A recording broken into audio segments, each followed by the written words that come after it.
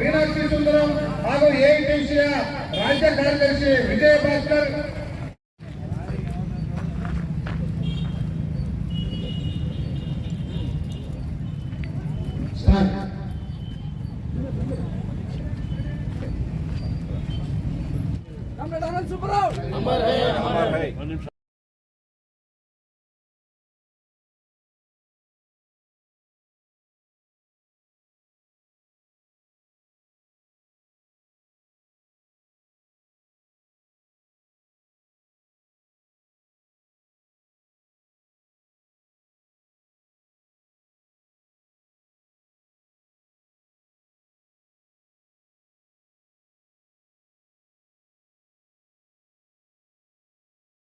Comrade Amir Ali ಅವರು ಮಾತಾಡ್ಬೇಕಂತೇಳಿ ಅವರಲ್ಲಿ ವಿನಂತಿಯನ್ನು ಮಾಡ್ತಾರೆ.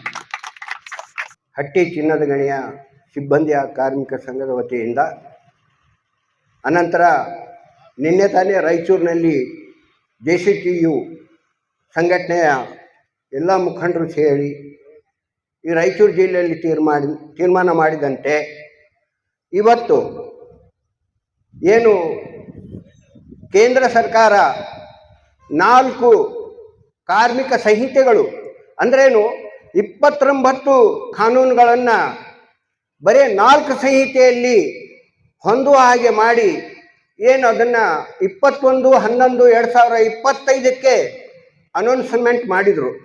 ಅದರ ವಿರುದ್ಧವಾಗಿ ಸುಮಾರು ಬಹಳಷ್ಟು ಸಂಘಟನೆ ಅಲ್ಲದೆ ಬೇರೆ ಇಂಡಿಪೆಂಡೆಂಟ್ ಯೂನಿಯನ್ಗಳು ಎಲ್ಲರೂ ಏನಾದಂದರೆ JCTUಗೆ ಈ ಒಂದು 12ನೇ ತಾರೀಕು ಮಾಡುವಂಥ ಬಂದ್ ಮುಷ್ಕರಕ್ಕೆ ಬೆಂಬಲಿಸಿ ನಿನ್ನೆಯಿಂದ ಇದು ಪ್ರಾರಂಭ ಮಾಡಿದ್ದೀವಿ. ಇವತ್ತು ಮುಖ್ಯವಾಗಿ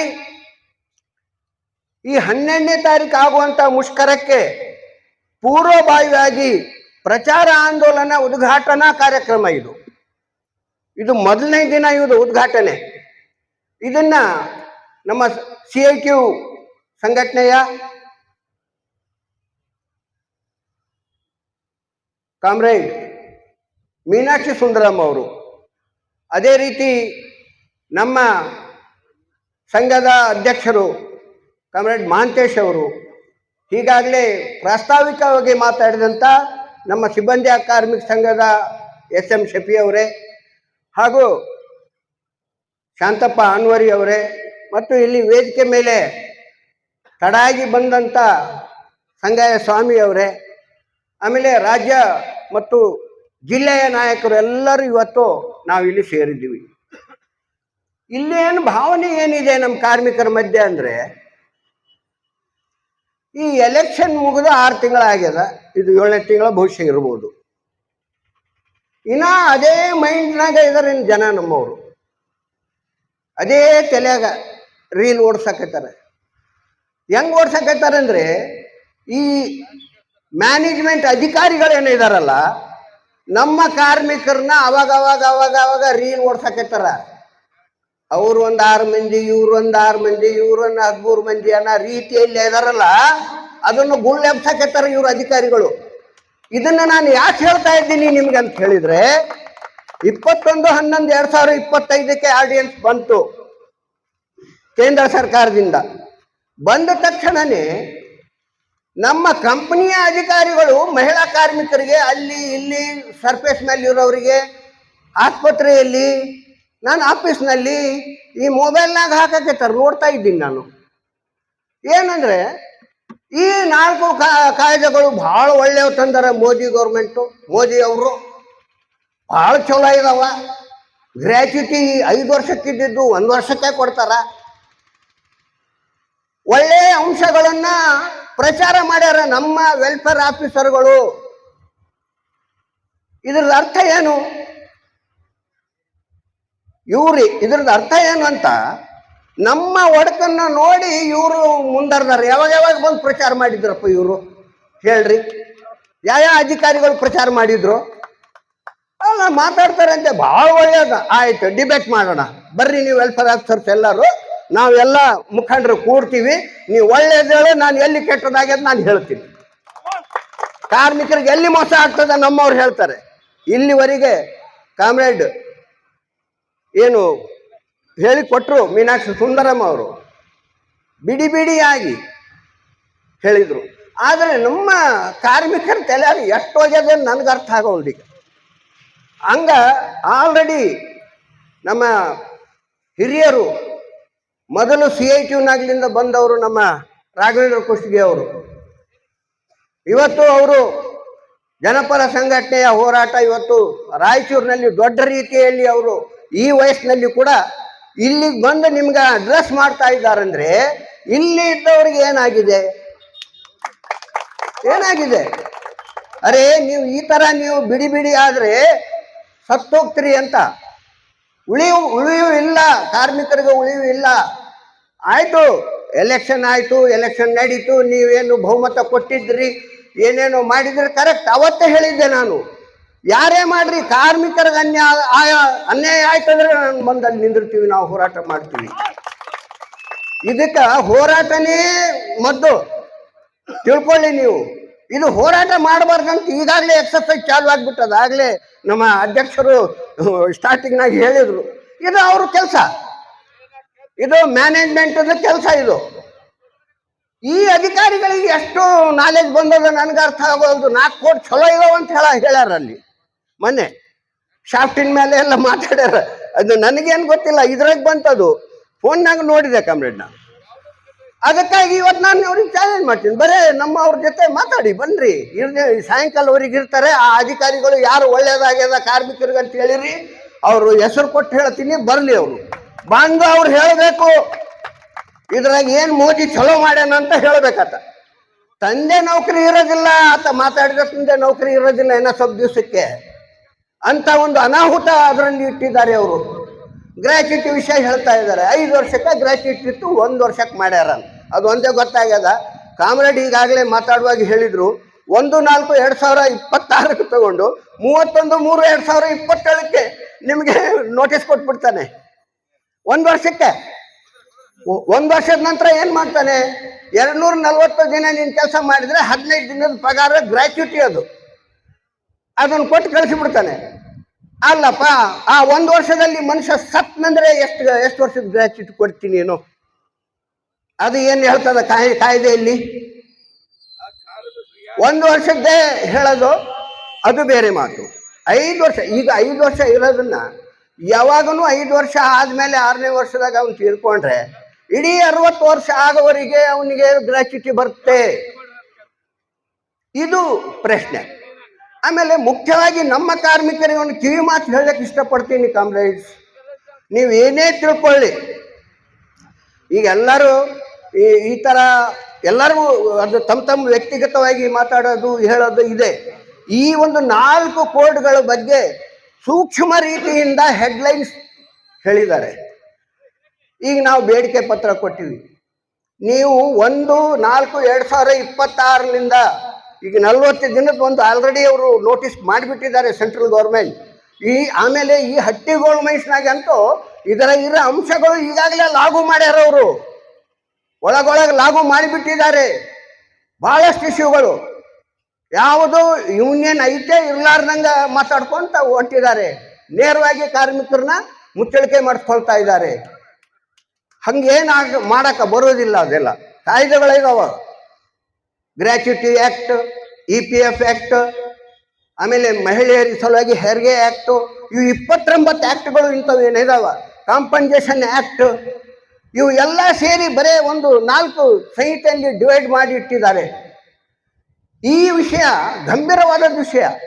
ಈಗೇನು ನಾವು 6 ತಿಂಗಳ ಹಿಂದೆ ನೀವು ಈ ಯೂನಿಯನ್, ಸ್ಟಾಫ್ ಆ್ಯಂಡ್ ಎಂಪ್ಲಾಯೀಸ್ ಯೂನಿಯನ್ಗೆ ಯಾರು ಬೇಕು ಅಂತ ಆಯ್ಕೆ ಮಾಡಲಿಕ್ಕೆ ಮಾತ್ರ ಎಲೆಕ್ಷನ್. ಅದು MLA MP ಎಲೆಕ್ಷನ್ ಅಲ್ಲ. ಲಕ್ಷಾಂತರ ರೂಪಾಯಿ ಬಜೆಟ್ ಬರ್ತದ, ಬಜೆಟ್ ತಗೊಂಡು ರೋಡ್ ಮಾಡಿದೀವಿ, ಕಾಲುವೆ ಮಾಡಿದೀವಿ ಅನ್ನಂಗ. ಇಲ್ಲಿ ಸ್ಯಾಕ್ರಿಫೈಸ್ ಮಾಡಬೇಕು, ತ್ಯಾಗ ಮಾಡಬೇಕು, ಸುಮ್ಮನೆ ದುಡಿಬೇಕು. ಇಲ್ಲಿ ಕಾರ್ಮಿಕರಿಗಾಗಿ ದುಡಿಯುವಂತ ಮುಖಂಡತ್ವ ಆಯ್ಕೆ ಮಾಡಲಿಕ್ಕೆ ಚುನಾವಣೆ ಮಾತ್ರ. ನೀವು ಅದನ್ನು ತಗೊಂಡು MLA MP ಎಲೆಕ್ಷನ್ ತರ ಮಾಡಿ, ಅವ್ರು ಕರೆದಾರ ನಾವು ನಿಂದಿರ್ಬಾರ್ದಂತ ನೀವು ಹೋಗ್ತೀರಿ, ಇವ್ರು ಕರೆದಾರ ಅವ್ರು ನಿಂದಿರ್ಬಾರ್ದಂತ ನೀವು ಹೋಗ್ತೀರಿ. ಹಿಂಗಾದ್ರೆ ಉಳಿಯೋದಿಲ್ಲ ಈ ಮೈನ್ಸು. 1976 ಕಟ್ಕೊಂಡಂತ ಯೂನಿಯನ್ ಇದು. ಯೂನಿಯನ್ ಉಳಿಬೇಕಾದ್ರೆ ಈ 4 ಕೋಡ್ ಏನಾರು ಏಪ್ರಿಲ್ ಬಂದ್ರೆ ಮುಂದಿನ ಸಲ ಯೂನಿಯನ್ ಎಲೆಕ್ಷನ್ ಇರಂಗಿಲ್ಲ, ಯೂನಿಯನ್ನೇ ಇರೋದಿಲ್ಲ. ಇದು ಮಾತ್ರ ಗಟ್ಟಿಯಾಗಿ ಹೇಳಕ್ ಇಷ್ಟಪಡ್ತೀನಿ ನಾನು.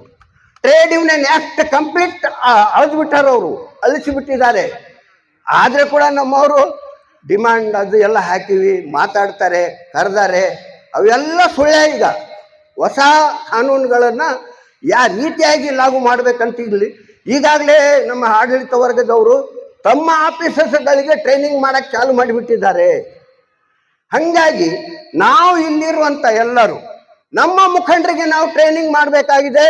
ಈಗಾಗಲೇ ಕಾಮ್ರೇಡ್ ಟ್ರೈನಿಂಗ್ ಮಾಡೋ ಥರನೇ ಹೇಳಿದ್ದಾರೆ. ಇವತ್ತು ಪ್ರಾರಂಭ ಆಗ್ಯದ. 11ನೇ ತಾರೀಕು ತನ ಎಲ್ಲ ಸೆಕ್ಷನ್ ನಲ್ಲಿ ನೀವು ಟ್ರೈನಿಂಗ್ ಕೊಡಬೇಕು. ಇದೇ ಪ್ರಚಾರ ಆಂದೋಲನ. ಪ್ರಚಾರ ಹೆಂಗಾಗಿರ್ಬೇಕು?